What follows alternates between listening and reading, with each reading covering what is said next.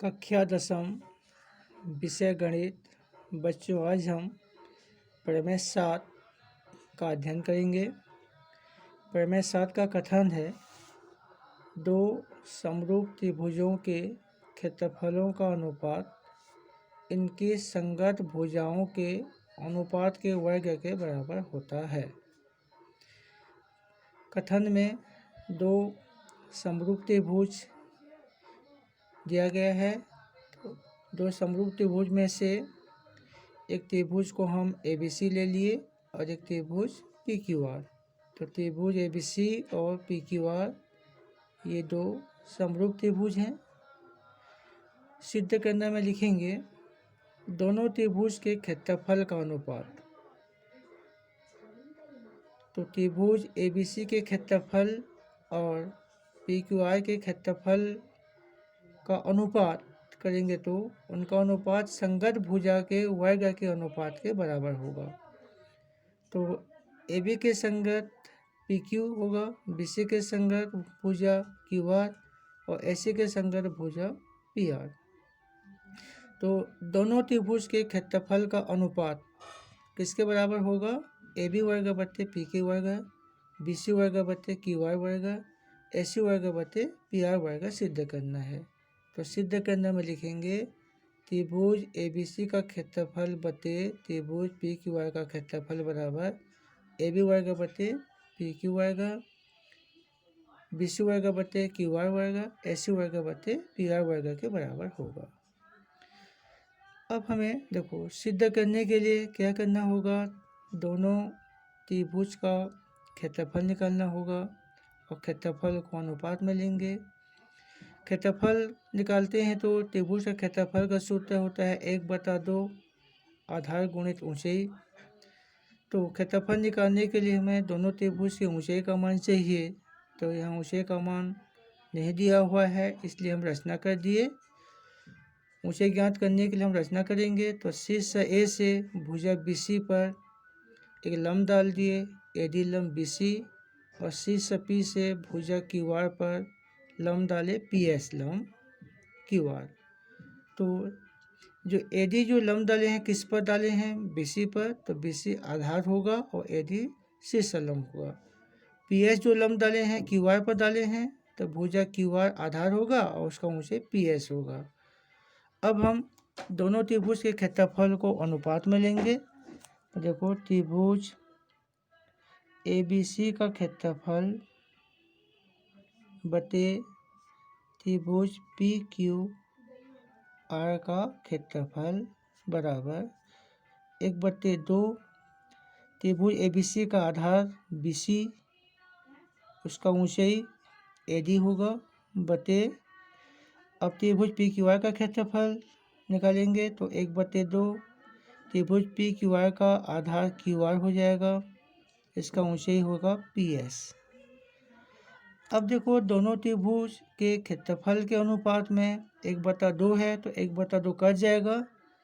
ठीक, तो 1/2 कटने पर त्रिभुज ABC का क्षेत्रफल बटे त्रिभुज PQR का क्षेत्रफल बराबर BC बटे QR गुणा AD बटे PS प्राप्त हुआ। इसको हम समीकरण 1 दे देंगे। दोनों त्रिभुज के क्षेत्रफल का अनुपात करने से उनका अनुपात BC के संगत भुजा QR के अनुपात के बराबर आया। जब BC वर्ग बटे QR वर्ग आता तो सिद्ध हो जाता। तो BC के संगत QR भुजा के अनुपात के बराबर तो आया है, लेकिन हमें BC वर्ग बटे QR वर्ग लाना है। तो BC वर्ग बटे QR वर्ग लाने के लिए AD बटे PS का मान को हमें BC बटे QR के पद में लाना है। अब AD बटे PS का मान निकालने के लिए क्या करेंगे, त्रिभुज ABD और त्रिभुज PQS दोनों त्रिभुज के संगत भुजा को अनुपात में लेंगे। ठीक, तो इन दोनों त्रिभुज के संगत भुजाओं को अनुपात में लेने के लिए क्या करना होगा, पहले दोनों त्रिभुज को हम समरूप सिद्ध करेंगे।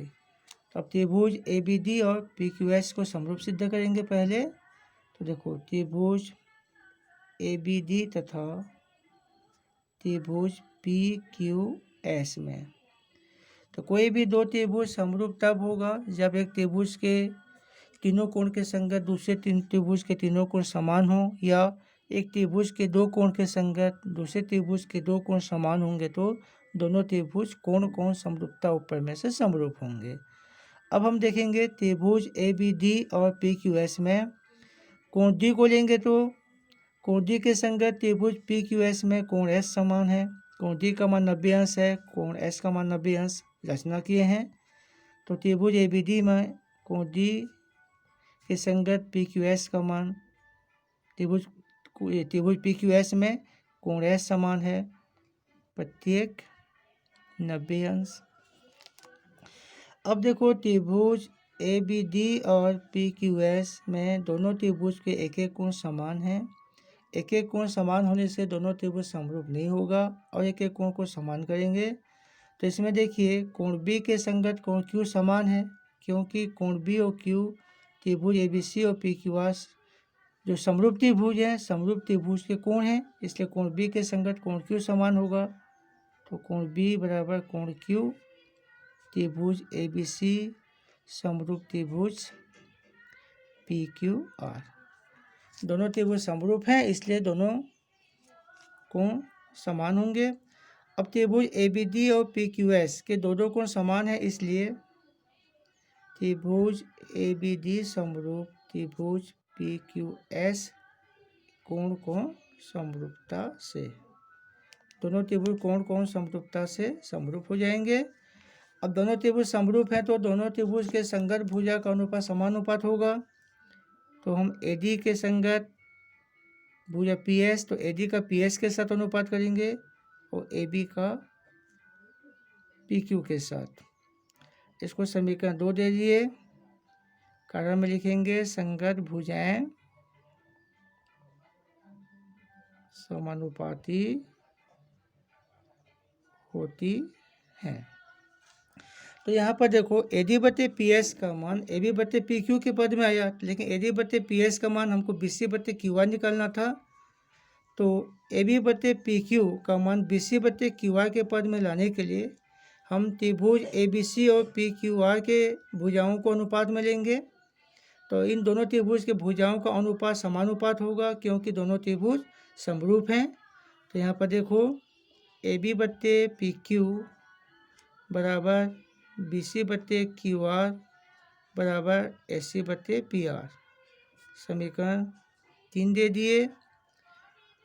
इन भुजाओं का अनुपात समानुपात क्यों होगा? क्योंकि त्रिभुज ABC समरूप त्रिभुज PQR, दोनों त्रिभुज समरूप हैं इसलिए इनके संगत भुजा का अनुपात समानुपात होगा। समीकरण 2 और 3 से देखो AB/PQ का मान AD/PS के बराबर है और AB/PQ का मान BC/QR और AC/PR के बराबर है। तो हम AB/PQ के स्थान पर BC/QR लिख सकते हैं। तो क्या हो जाएगा देखो AD/PS बराबर BC/QR। समीकरण 2 व 3 से। अब AD/PS का मान हम समीकरण 1 में रखेंगे। देखो AD/PS का मान समीकरण 1 में रखने पर, तो समीकरण 1 है त्रिभुज ABC का क्षेत्रफल बटे त्रिभुज PQR का क्षेत्रफल बराबर AD/PS गुणा BC/QR है। तो हम AD/PS के स्थान पर BC/QR लिखेंगे। तो BC/QR गुणा BC/QR हो गया। BC का गुणा BC के साथ तो BC वर्ग बटे QR वर्ग, अर्थात दोनों त्रिभुज के क्षेत्रफल का अनुपात किसके बराबर हुआ? BC वर्ग बटे QR वर्ग। तो BC के संगत QR भुजा है तो दोनों के संगत भुजा के वर्ग का अनुपात के बराबर आ गया।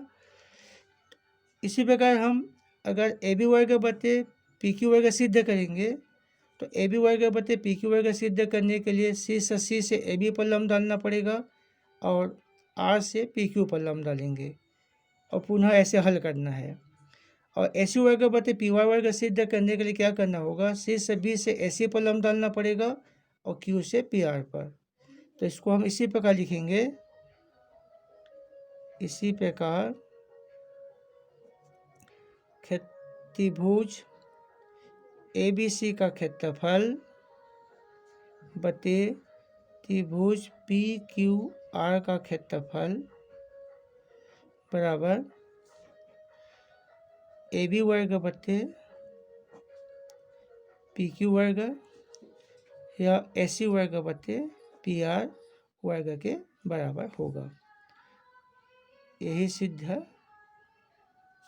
करना था।